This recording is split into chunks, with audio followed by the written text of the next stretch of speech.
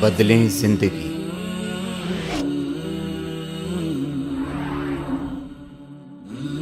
زیتون T V. حضرت کے یہاں ناامیدی کا گزر نہیں تھا، وہ یاس سے ہر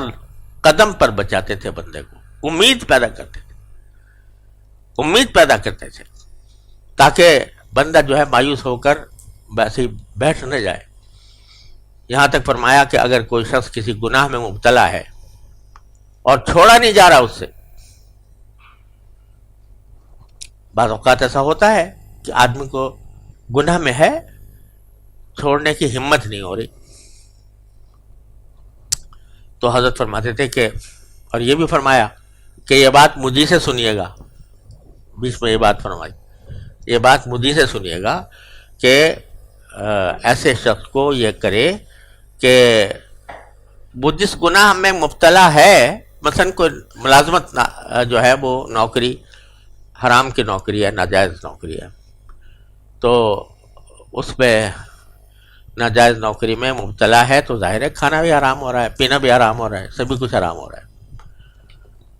تو حضرت فرماتے تھے کہ اور چھوڑ جا نہیں رہا، بیوی بچے ہیں کہاں سے کھائیں گے وغیرہ، تو حضرت فرماتے ہیں کم از کم اتنا کر لے کہ توبہ کرے، استغفار کرے، ہر روز توبہ کرے، ہر روز استغفار کرے، یا اللہ جو آج میں نے ملازمت کی، جو کچھ کمایا ناجائز طریقے سے کمایا، لہذا مجھے معاف کر، یہ کرتا رہے، اپنے آپ کو گنہگار کہتا رہے، سمجھتا رہے، اور ساتھ ہی دوسری کوئی ملازمت تلاش جاری رکھے طلب صادق کے ساتھ، اس طرح کہ جیسے ایک بے روزگار آدمی تلاش کرتا ہے اس طرح تلاش کرے، تو اللہ تبارک و تعالیٰ یا تو اس کے لیے کوئی اچھی صورت نکال دیں گے، یا کم از کم حضرت فرماتے ہیں کہ وہ شرمندہ گناہ گاروں میں شامل ہوگا، بے باک گناہ گاروں میں شامل نہیں ہوگا۔ زمین و آسمان کا فرق ہے دونوں گناہ گار میں، ایک وہ گناہ گار ہے جو بے باک ہے، اس کو پرواہ ہی نہیں ہے کہ میں کیا کر رہا ہوں، کتنی معصیتوں میں ہوں، کتنے گناہوں میں ہوں، کبھی خیال بھی نہیں آتا، اللہ بچائے۔ وہ ہے فسق، وہ ہے فجور، کہ جو بے باک ہے، گناہ کرنے میں کوئی رکاوٹ ہی نہیں ہے، اور ایک وہ ہے گناہ کر رہا ہے مگر ساتھ میں شرمندہ بھی ہے، نادم بھی ہے، پچھتا بھی رہا ہے، اللہ تعالیٰ سے کہ حضور فریاد بھی کر رہا ہے، یا اللہ میں اس میں مبتلا ہوں مجھے نکال دے، یا اللہ مبتلا ہوں نکال دے، یہ بھی کر رہا ہے۔ زمین و آسمان کا فرق ہے دونوں، وہ جو ہے وہ اللہ بچائے، وہ ایسی چیز ہے کہ اگر وہ اسی طرح جاری رہے معاذ اللہ تو کبھی کفر زندقے تک پہنچا دیتی ہے، اور یہ ایسی چیز ہے کہ جو رفتہ رفتہ رفتہ رفتہ انشاءاللہ گناہ سے نکال لے گی اس کو۔ تو حضرت فرماتے ہیں میں یہ نہیں کہتا کہ فوراً ملازمت چھوڑ دو، اگر فتوے کی بات کرو تو کیا ہوگا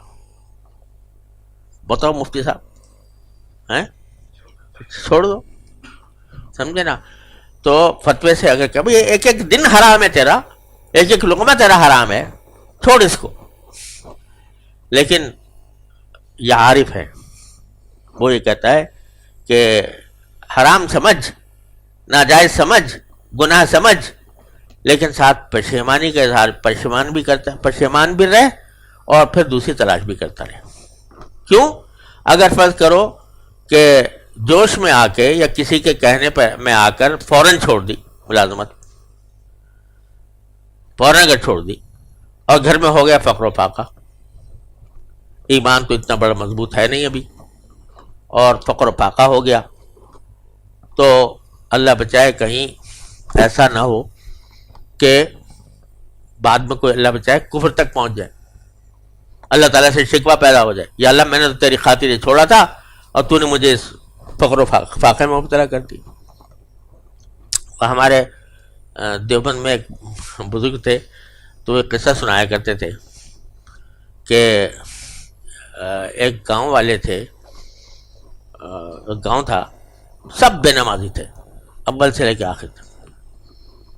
تو ایک مولوی صاحب وہاں چلے گئے، انہوں نے سب لوگوں کو جمع کر کے سمجھایا، بتایا کہ بھائی اللہ کے بندو ہم سب مسلمان ہیں، تم بھی مسلمان ہو، اور تم نماز نہیں پڑھتے، تو یہ ساری بے برکتی تمہارے اندر جو آ رہی ہے یہ بے نمازی ہونے کی وجہ سے آ رہی ہے۔ نماز، ارے بھائی وضو کرو، لوٹا پکڑو، وضو کرو، نماز پڑھو، تو اللہ تعالیٰ کے ہاں تمہیں اللہ تعالیٰ تم سے راضی ہوگا اور تمہارے کاموں میں برکت ہوگی۔ اللہ تبارک و تعالیٰ تمہارے کاموں میں، روزی میں برکت دے گا اگر نماز پڑھو گے۔ تو اب خیر کچھ سمجھ میں آ گئی لوگوں کے، نماز شروع کر دی۔ اب کچھ دن بعد ایسا ہوا کہ اتفاق سے قحط پڑ گیا اور پانی نہیں،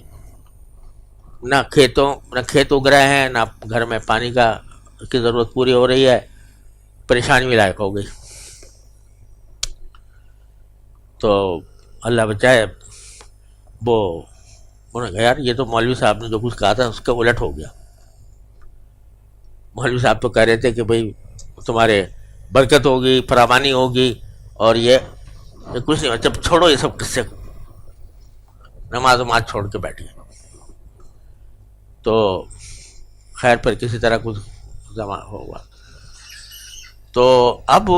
جب کبھی کوئی آدمی کسی سے ناراض ہوتا اور کہتا کہ تو میری بات مان لے ورنہ تجھے نقصان ہوگا، تو وہ دھمکی دیتا تھا کہ اٹھاؤں لوٹا، کروں وضو، پڑھوں نماز۔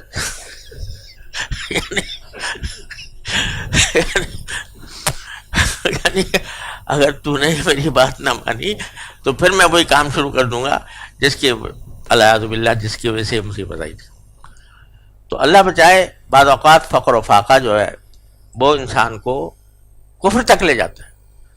تو حضرت فرماتے ہیں میں کفر سے بچاتا ہوں، یہ کہتا ہوں کہ بھائی نہ چھوڑو ملازمت اور لگے رہو، لیکن ساتھ میں تلاش کرتے رہو، اللہ سے رجوع کرتے رہو، استغفار کرتے رہو۔ تو یہ حضرت والا نے یہ بات فرمائی، اور اسی وجہ سے فرمائی کہ بھائی جو ہے اللہ تبارک و تعالیٰ کی رحمت جو ہے وہ کسی چیز کی پابند نہیں ہے۔ تو جب تم اللہ تعالیٰ سے طلب صادق پیدا کر لو، یا اللہ میں تیرا مرضی کا بننا چاہتا ہوں، یا اللہ میں تیری رضا چاہتا ہوں،